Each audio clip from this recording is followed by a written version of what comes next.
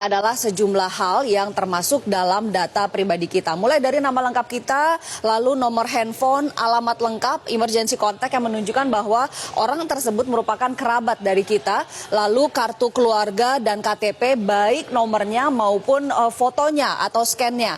Nama ibu kandung ini biasa digunakan untuk keperluan perbankan, lalu foto selfie karena bisa digunakan untuk otorisasi, apalagi foto selfie sambil memegang identitas lain seperti KTP atau KK. Berikutnya adalah nomor rekening kita dan juga slip gaji. Nah, bayangkan jika salah satu atau beberapa data ini jatuh ke tangan orang lain yang memang berniat jahat. Mereka bisa mengajukan pinjaman online misalnya dengan data kita. Uang diambil entah oleh siapa, tapi kita yang datanya masuk yang harus membayar cicilannya. Atau misalnya kita, data ini digunakan untuk dilibatkan dalam aksi terorisme atau jual beli narkoba misalnya. Amit-amit jangan sampai terjadi. Tapi data pribadi yang bocor ke pihak ketiga bahkan diperjualbelikan adalah fakta. Apa dasarnya mengatakan bahwa kebocoran ini adalah fakta? Ini yang pertama, ini terjadi pekan lalu. Banyak pelanggaran data pribadi, Google akan didenda 153 miliar rupiah. Alphabet Incorporated, perusahaan yang menaungi Google, harus membayar denda 11 juta dolar Amerika Serikat atau sekitar 153 miliar rupiah. Ini merupakan akumulasi dari 227 kasus pelanggaran data. Lalu masih dari artikel yang sama, saya mengambil dari cnnindonesia.com, disebutkan bahwa Google juga dituntut untuk kasus Y-Spy, yaitu mengambil data Wi-Fi rumah yang tidak dienkripsi berupa data-data pribadi si penghuni rumah. Caranya adalah dengan lewat mobil yang digunakan untuk proyek pemetaan Google Street View. Nah, kedua, terjadi pada pertengahan Juli lalu. Ada 70 pengemudi ojek online atau ojol di Pontianak yang menerima tagihan utang. Besarnya tidak tanggung-tanggung, mulai dari 1 juta sampai 23 juta rupiah.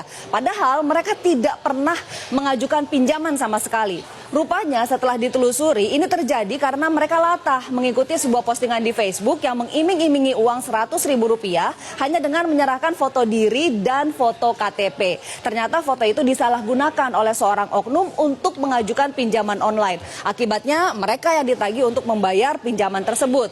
Nah, ini pinjaman online ini saat ini marak dengan istilah pinjol atau pinjaman online. Nah, ketiga juga faktanya adalah ada pegiat keamanan siber yang dengan mudah membongkar aplikasi pinjol atau pinjaman online yang ternyata tidak menjaga kerahasiaan data pribadi penggunanya, sehingga pihak ketiga dengan mudah bisa melihat basis data pengguna aplikasi pinjaman online tersebut. Dan keempat tadi yang sudah disebutkan oleh Sumiang bahwa ada sebuah kelompok di Facebook namanya adalah Dream Market Official, tapi kemudian sudah berganti nama menjadi Jual Beli All Game dan sekarang diduga sudah berganti nama lagi. Ini adanya di Facebook dengan anggota lebih dari 71.000 orang. Isinya dari grup ini adalah kebanyakan jual beli data. Nah, sejumlah pengamat keamanan siber sudah membenarkan bahwa grup ini ada dan sudah dilaporkan ke Facebook dan juga Polri untuk ditindaklanjuti. Kok bisa sih data pribadi kita bocor?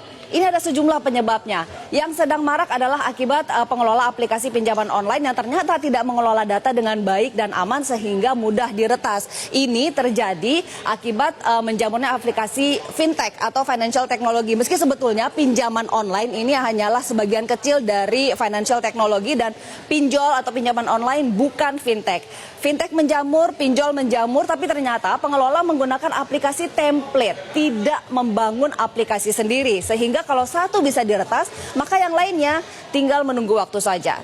Yang kedua penyebabnya adalah karena kecerobohan kita sendiri mengakses email, file, foto, dokumen yang tidak jelas secara sembarangan. Akibatnya data kita bisa ditambang di sana.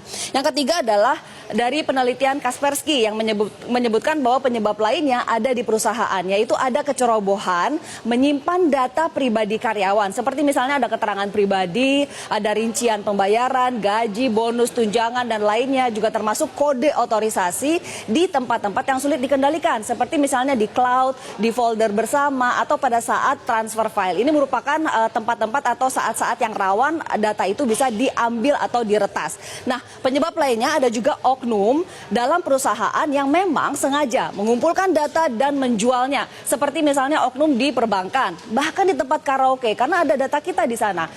Oknum pengiriman barang di perusahaan pengiriman barang, e-commerce, bahkan operator telepon. Termasuk hati-hati kupon-kupon bekas undian di mana terdapat data pribadi Anda itu juga bisa diperjualbelikan. Lalu apa sih yang bisa kita lakukan untuk melindungi data pribadi kita? Ombudsman Republik Indonesia sudah memperingatkan agar kita berhati-hati memberikan data pribadi kepada perusahaan yang mewajibkan mengisi data dengan super lengkap. Kita harus kritis untuk melihat seberapa perlu kita memberikan data tersebut. Jangan memberikan data berlebih yang ternyata tidak relevan dengan jasa yang diberikan. Ini kita harus hati-hati memberikan data pribadi. Nah, ini juga berlaku untuk setiap aplikasi yang kita unduh di ponsel. Kritislah dengan permintaan akses ponsel kita. Misalnya aplikasi musik, tapi ingin dapat akses untuk ke kontak, bahkan ke file telepon, ke file foto, file video kita, itu kan tidak ada hubungannya. Nah, jika memang aplikasi tersebut meminta akses terlalu banyak, tinggalkan saja, jangan diunduh. Berikutnya, kita harus bersih-bersih digital secara reguler. Menghapus item-item yang sudah tidak digunakan lagi dari inbox email, juga file-file yang usang harus kita hapus dari perangkat keras kita. Dan kita juga harus melakukan pemeriksaan dan pengaturan keamanan email dan juga akun-akun medsos kita, Facebook, Twitter, Instagram, semua. Secara reguler, kita gunakan password yang rumit dan ganti secara berkala. Jangan sembarangan login ke situs-situs yang tidak jelas seperti misalnya situs kencan online dengan menggunakan alamat email yang terhubung dengan layanan perbankan. Ini sangat berbahaya. Dan yang ketiga adalah sebisa mungkin jangan unggah, scan, atau foto online. Foto selfie kita sekali lagi bisa digunakan untuk memberikan otorisasi. Apalagi foto selfie sambil memegang identitas lain seperti KTP. Demikian juga dengan kartu identitas, KTP, KK, dokumen penagihan, termasuk tiket perjalanan, jangan pernah diunggah ke online. Keren sih mengunggah tiket perjalanan ke sosial media, apalagi tiket ke luar negeri. Tapi hati-hati, ini juga berarti mengumumkan kepada media Anda tidak berada di rumah dan bisa menjadi undangan bagi pihak yang berniat jahat untuk datang ke rumah Anda saat Anda tidak ada di rumah. Yang kedua, yang berikutnya adalah perusahaan perlu menumbuhkan budaya peduli bisnis dan keamanan. Perlu ada edukasi bagaimana peran karyawan dan juga langkah-langkah yang perlu diambil untuk menjaga keamanan data perusahaan. Sehingga sumber kebocoran, jika memang berasal dari perusahaan, itu sudah ditutup sumbernya. Berikutnya adalah negara harus hadir. Setidaknya ada 30 loh undang-undang yang menyinggung data pribadi. Pastinya tentu saja undang-undang perbankan, ada juga undang-undang ITE, ada undang-undang administrasi kependudukan dan pencatatan sipil, undang-undang telekomunikasi, keterbukaan informasi publik, dan sebagainya. Total ada sekitar 30.